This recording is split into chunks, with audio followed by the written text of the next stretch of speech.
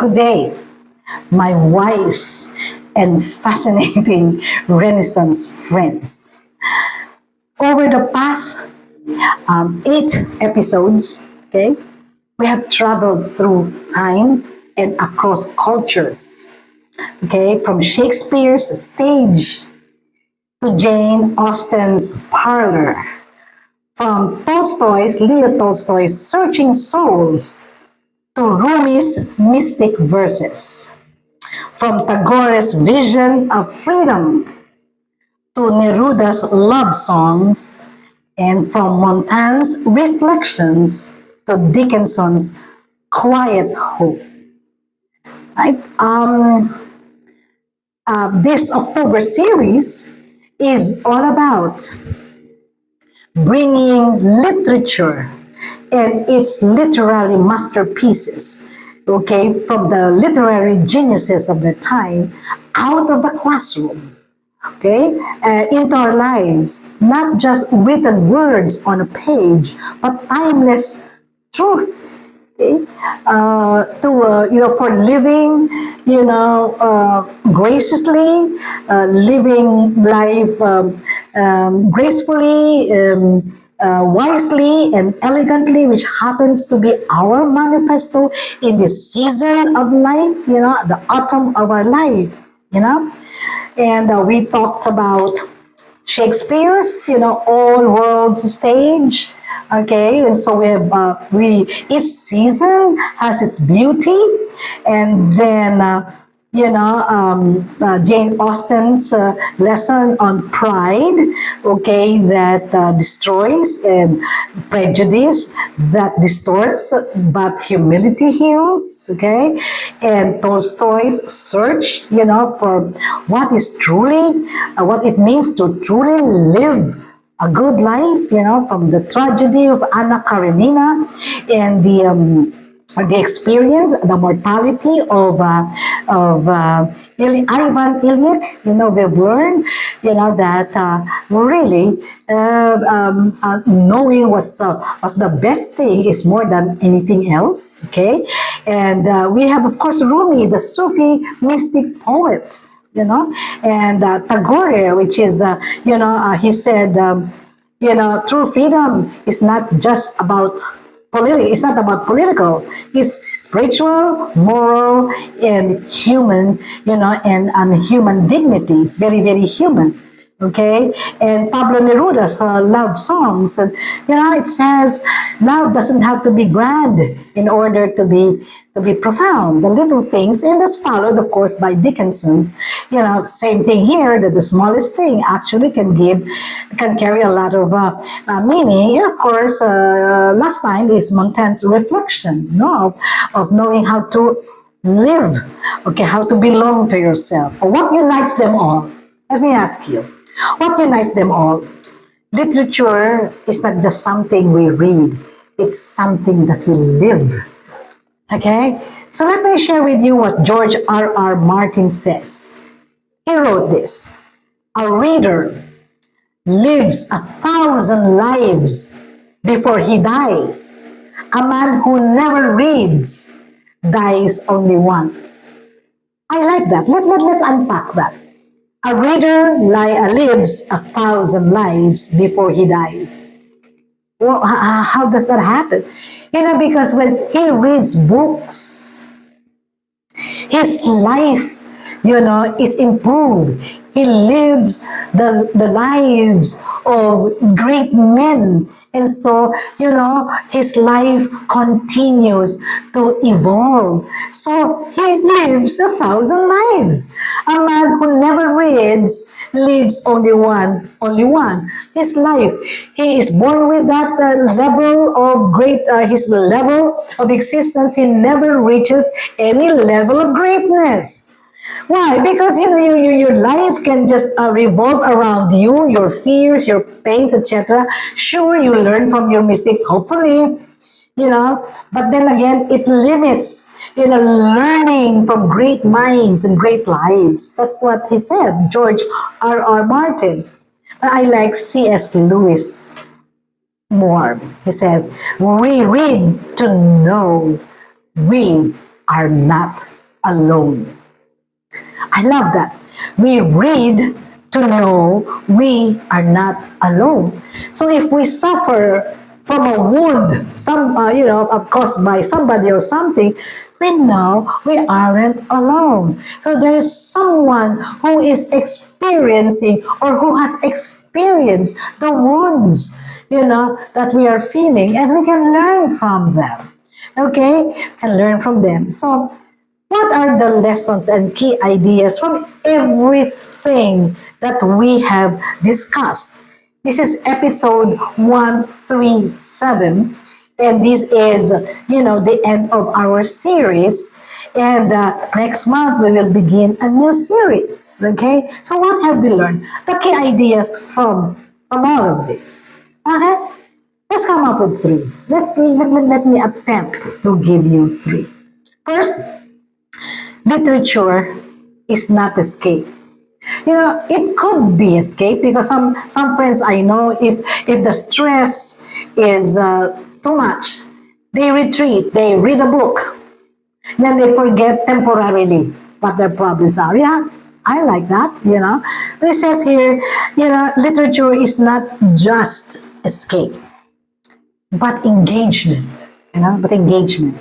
The words of others awaken us to deeper truths about ourselves and the world. We may not know what's happening, okay, maybe in Tagore's India or in Montaigne's 16th century French Renaissance, okay, but we know, or 13th century, not I'm not sure the days of the time of Shakespeare, okay, about ourselves and the world.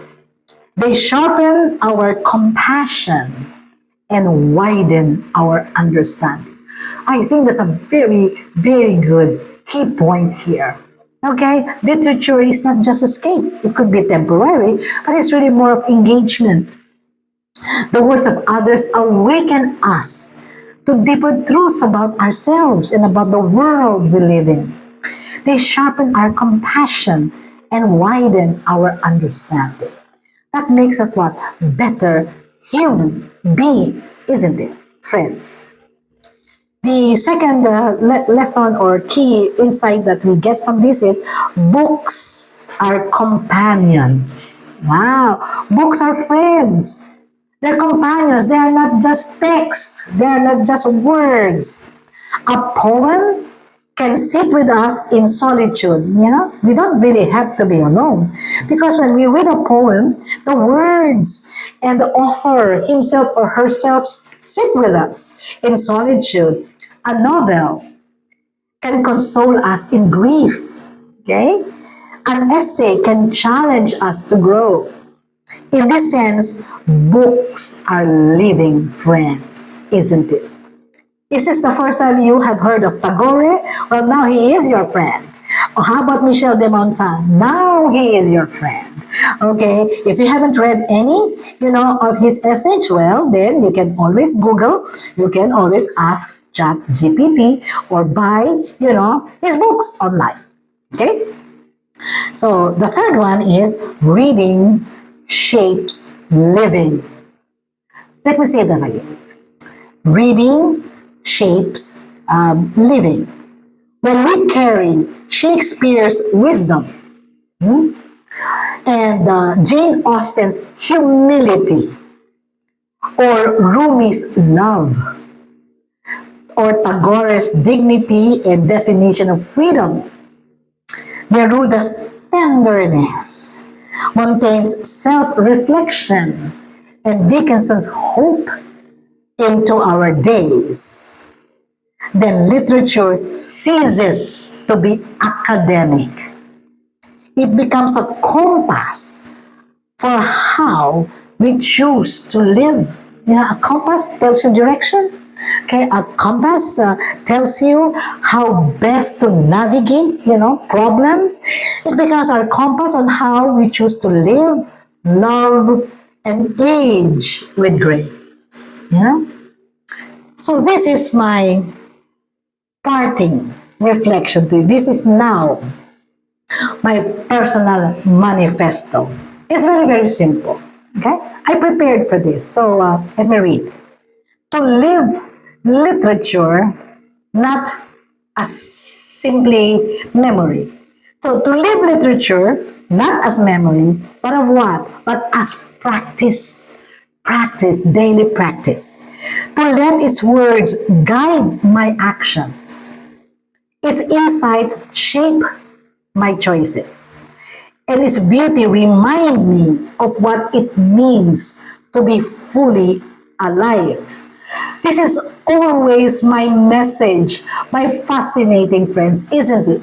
From episode 1, from the title of this YouTube, My Season of Life, aging gracefully, aging wisely, aging elegantly, living la dolce vita, the good life, what it means to live in the autumn of life, isn't it?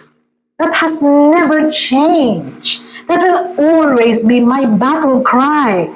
And now I will allow literature, the words in all of these literary works, guide my actions. These insights shape my choices. And this beauty remind me of what it means to be fully alive. For in the end, literature is not only about words on a page, it's about the life those words, okay, live in us. It is how we rise, love, hope, grieve, and endure. And again, remember, literature is our mirror. Look at literature, you see yourself. Literature is our mirror and our compass, showing us who we are and who we may yet become. Definitely a bigger and greater us, isn't it? My friends, this is episode 137. It's a fitting conclusion, okay, to our series on literature as a way of life. And by next series, November, oh, it's going to be very, very exciting. Let me just give you a glimpse. Have you ever gotten this kind of question, answer, and amazement? What is that? They ask you, okay, how young are you? Not how old are you? How young are you? And you say your real age. And then they gasp. And then they say, my goodness, I thought you're only this. And normally it's 15 to 20 years younger. Oh my gosh, I thought you're only this. Okay, why? Why? What is your secret? Ah, okay, without carrying my own pride, that has always been my experience. Like, Miss Malu, you've been doing this for 30 plus years. When did you start? At age 6? Okay.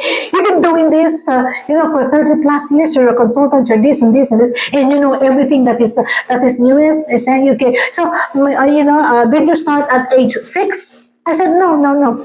I graduated at this age. I graduated at age 20, I put up my business when I was, when I was 28, and I'm still here.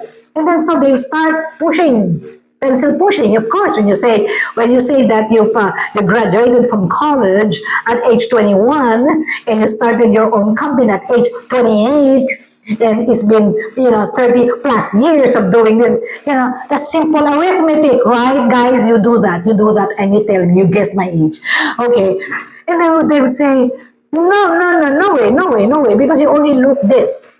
I said, no, really, I'm this. And I would have to show them my ID, okay, my license, okay, the date I was born, okay. And they say, my goodness, what makes you so young looking? From science, from metaphysics, from physics, from experience, whatever. I have all of this. That's going to be November, so stay tuned. Okay, so please don't forget to like my season of life with Miss Malu Cervantes, 60 years and beyond. Okay, and subscribe to this channel, and together we will continue this conversation. Until then, adieu, my friends.